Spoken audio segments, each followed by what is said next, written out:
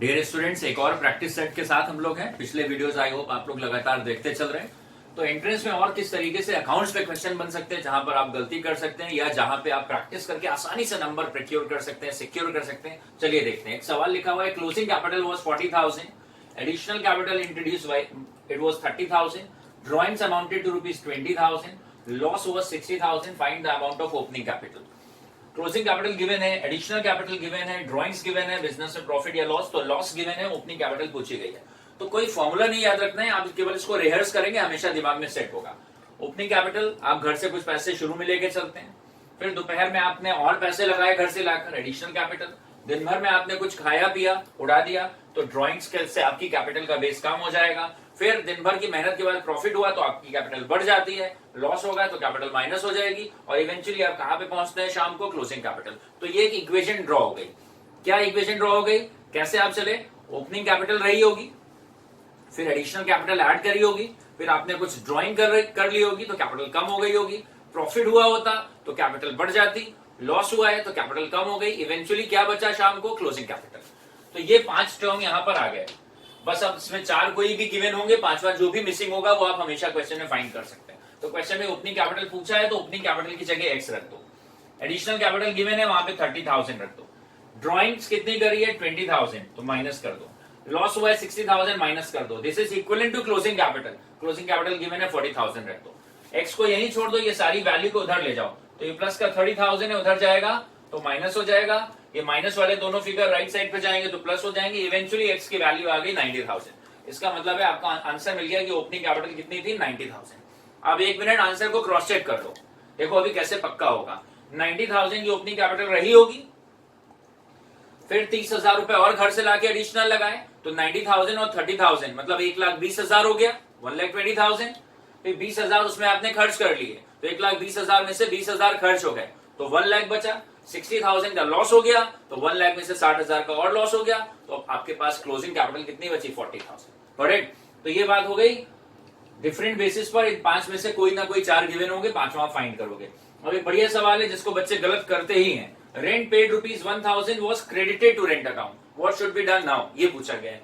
Rectification of error का सवाल है। रेंट पे करा 1,000 was credited to rent account, अब क्या करा जाए। तो जब रेंट पे कर रहे थे तो उस समय रेंट एक्सपेंस था, रेंट एक्सपेंस था तो रेंट को डेबिट होना चाहिए था।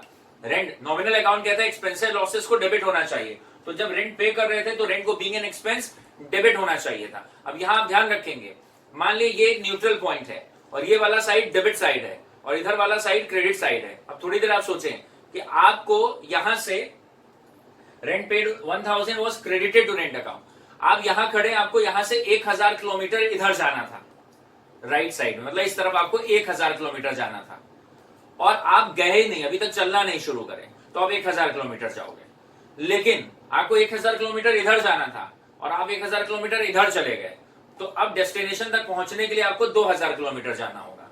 मतलब क्या, आप यहां खड़े हो, आपको 100 किलोमीटर इधर जाना है, आपने शुरू ही नहीं करा तो आप 100 किलोमीटर जाओगे, लेकिन आप अपोजिट में चले गए 100 किलोमीटर, तो अब डेस्टिनेशन तक पहुंचने के लिए 200 किलोमीटर जाना पड़ेगा। तो रेंट जब पे कर रहे थे तो रेंट एक्सपेंस था, तो रेंट अकाउंट को डेबिट होना चाहिए था 1,000 से, और यहां आपने कुछ नहीं करा है, आपने कुछ गलत कर दिया है। रेंट अकाउंट को डेबिट होना चाहिए था क्योंकि रेंट पे करना एक्सपेंस है 1,000 से, और आपने रेंट अकाउंट को क्रेडिट कर दिया 1,000 से, तो अब रेंट अकाउंट को डेबिट करोगे 2,000 से। तो ऑप्शन में नीचे लिखा होगा रेंट अकाउंट शुड बी, तो आप क्या चूज करोगे वहां पे, now should be debited by 2,000। फिर से समझ लो, रेंट पे करा 1,000 was credited to rent account, तो रेंट जब पे करा तो रेंट अकाउंट में पोस्टिंग किधर होनी चाहिए थी, रेंट एक्सपेंस है, नॉमिनल अकाउंट कहता है रेंट अकाउंट को डेबिट होना चाहिए था 1,000 से, और आपने 1,000 से क्या कर दिया है, क्रेडिट कर दिया है, तो दोनों अमाउंट जोड़ के डेबिट करेंगे। मतलब 1,000 आपको इधर आना था और आप 1,000 इधर ले गए, तो दोनों अमाउंट जोड़ के रेंट अकाउंट डेबिट होगा 2,000 से। Cash discount allowed to a debtor, यहां भी बच्चे गलती करते ही करते हैं।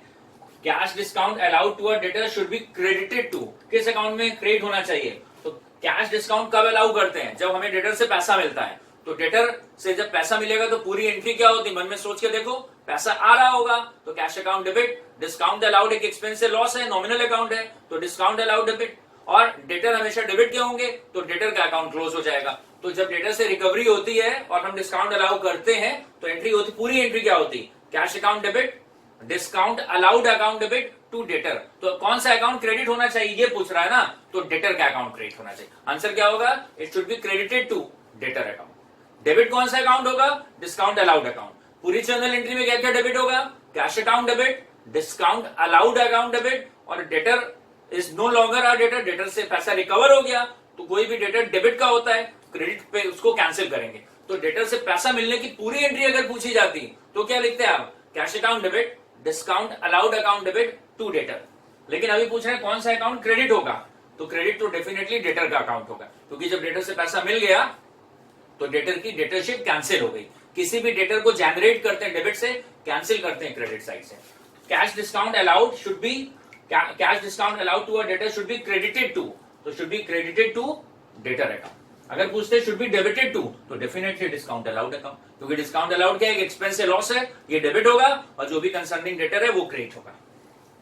A sum of rupees 50,000 is spent on painting on the new plant। एक बहुत बड़ा हमने फैक्ट्री सेटअप लगाया, बहुत बड़ा, ठीक है, वास्ट, और उसके ऊपर 50,000 रुपए उसकी पेंटिंग में खर्च करे। ये रेवेन्यू नेचर एक्सपेंडिचर नहीं है, it is a capital nature expenditure. किसी भी नया प्लांट हो या पुराना, उस पर जोर नहीं है। किसी भी एसेट को इंस्टॉल करते वक्त the amount incurred at the time of purchase of asset should be included in the value of asset.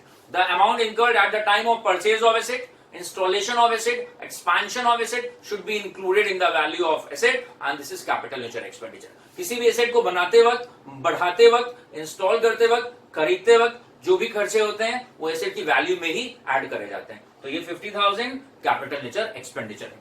तो इस तरीके से लगातार पिछले सेट्स को आप रिवाइज कर लेंगे, इनको भी आप अच्छे से प्रैक्टिस कर लेंगे, लगातार आप बने रहेंगे। बीबीए और बीकॉम में क्या डिफरेंस है, क्या चूज करते समय आपको ध्यान रखना चाहिए, इसके ऊपर भी एक वीडियो अपलोड कर दिया गया है। ये सारी चीजें आप देखते रहें और लगातार ऐसे ही प्रोग्रेस करते रहें। Thank you for watching this video.